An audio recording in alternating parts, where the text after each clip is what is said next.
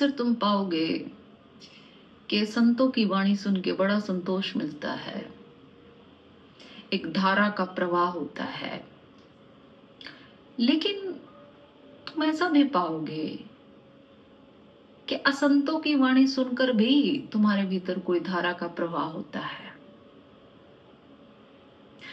दो प्रकार के व्यक्ति हैं, एक जो खुद संत हैं और एक जो संत होने का नाटक कर रहे हैं। और दोनों ही प्रकार के लोगों के श्रोतागण भी हैं। अब जो संत है उसकी वाणी सुनकर तुम सोचते हो कि मन प्रसन्न होता है, मन शांत होता है। लेकिन ऐसा मत सोचना कि कोई व्यक्ति अगर संत नहीं है या संत होने का दावा कर रहा है पर असलियत में भाव नहीं है उसके भीतर वो, तो उसकी वाणी सुनकर तुम भाव विभोर नहीं होते।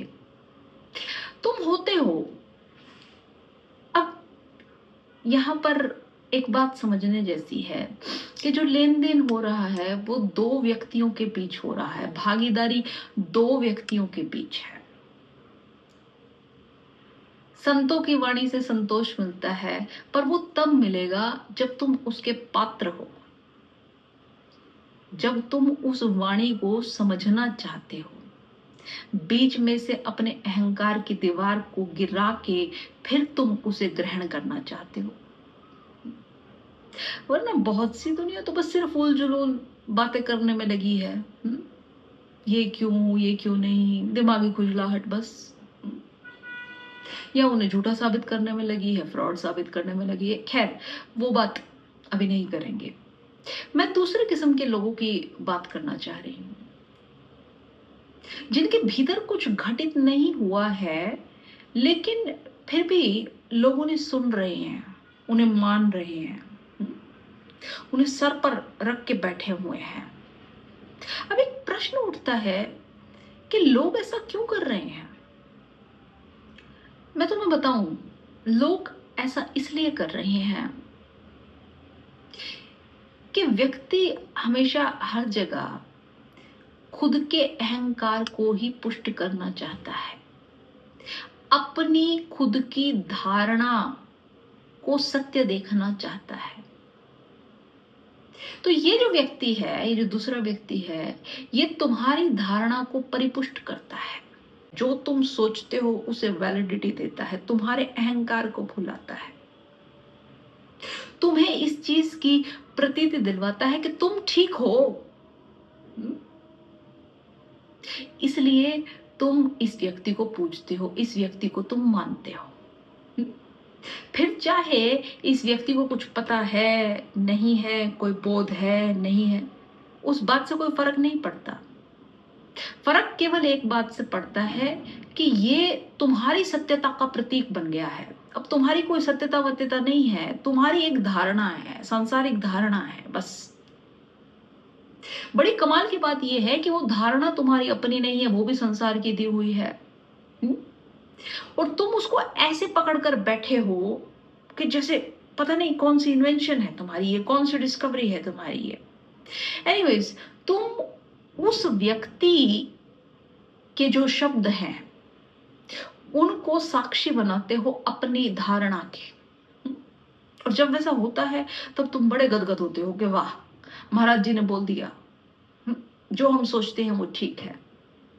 वहीं इसके विपरीत अगर कोई व्यक्ति जिसको बोध हुआ है वो तुम्हारी उस सो कॉल्ड धारणा के या तुम्हारे उस सत्य के विपरीत बात करे, उससे अलग बात करे, तो तुम उसका खंडन करोगे, तुम उसे शास्त्र पढ़ाओगे, यहां पढ़ो क्या लिखा है, उसकी सुनो क्या कहा था, तुम कुछ नहीं जानते, तुम नई नई बातें कर रहे हो।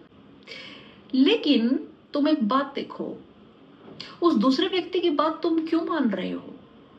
क्यों मान रहे हो? क्योंकि तुम उसमें बलवान हो। वो दूसरा व्यक्ति वैसी ही बात कह रहा है जैसे तुम सुनना चाहते हो। तुम बड़े पुष्ट होते हो उस चीज से, लेकिन इस व्यक्ति से तुम्हें बड़ी परेशानी क्रिएट हो रही है। ये व्यक्ति तुम्हारी नहीं सुन रहा है, तुमसे दब नहीं रहा है, तुम्हारी बातों का खंडन कर रहा है। कहीं ना कहीं तुम्हारा मैं डगमगाता है इस व्यक्ति के साथ, और यही प्रतीक है इस बात का कि किस व्यक्ति के अंदर बोध हुआ है। वो व्यक्ति तुम्हारे मैं वह की फिक्र नहीं करेगा कि तुम्हें कैसा लग रहा है, तुम क्या सोच रहे हो उसके बारे में, तुम्हारी क्या प्रतीति है इस संसार के बारे में, उसके शब्दों के बारे में। हो सकता है कि तुम्हारी बातें भी मेल खा जाएं उस व्यक्ति से, पर वो कोई भी बात सिर्फ इसलिए नहीं करेगा कि ताकि तुम खुश हो जाओ। समझ रहे हो मेरी बात तुम? अब ये बड़ी परेशानी की बात है, बड़ी परेशानी की बात है। तुम सोचो, तुम सोच के हैरान हो जाओगे कि व्यक्ति पूजा भी उसी की करता है, हाथ भी उसी के आगे जोड़ता है जो उसके ही अनुकूल है। समझ रहे हो मेरी बात? तुम जो उसके अनुकूल नहीं है, फिर चाहे वो भगवान भी हो, कोई बोधि व्यक्ति भी हो, स्वयं बुद्ध भी हो, व्यक्ति पीछे हट जाएगा कि नहीं। ऐसे ही तो धर्मों का विभाजन हुआ है। किसी के कोई बात अनुकूल हो गई, किसी की कोई बात अनुकूल हो गई, वो उस श्रेणी में जुड़ते चले गए। तुम मूर्ति पूजा करते हो, मूर्ति तुम्हें कोई जवाब नहीं देती, बस एक मूक समर्थन मिलता है। तुम कुछ भी कहे चले जाओ, कुछ भी कहे चले जाओ, तुम ये हो गया, वो हो गया, तुमने भगवान ऐसा नहीं किया, ऐसा कर देना तो इतने का प्रसाद चढ़ा दूंगा। ये अपनी अलग अलग तुम विचारधाराएं मूर्ति के सामने सुनाते चले जाते हो, सुनाते चले जाते हो, वो चुप सुनती रहती है। तुम एक मूक समर्थन महसूस करते हो। सामने वाली मूर्ति अगर बोलने लग जाए, फिर तुम इतनी बातें नहीं कर सकते। सोच के देखो, अगर साक्षात भगवान तुम्हारे सामने आ जाए, साक्षात जीवित, जिसमें प्राणों का संचार हो रहा हो, रक्त का संचार हो रहा हो, ऐसे भगवान तुम्हारे सामने आ जाए, तो तुम क्या करोगे? तुम इतनी बातें कर पाओगे? अब जो तुम मूर्ति के सामने बोलते हो कि 11 रुपए का प्रसाद चढ़ाऊंगा, 101 रुपए का प्रसाद चढ़ाऊंगा, नारियल फोड़ूंगा, लड्डू बांटूंगा, ये करूंगा, वो करूंगा, तुम कर पाओगे?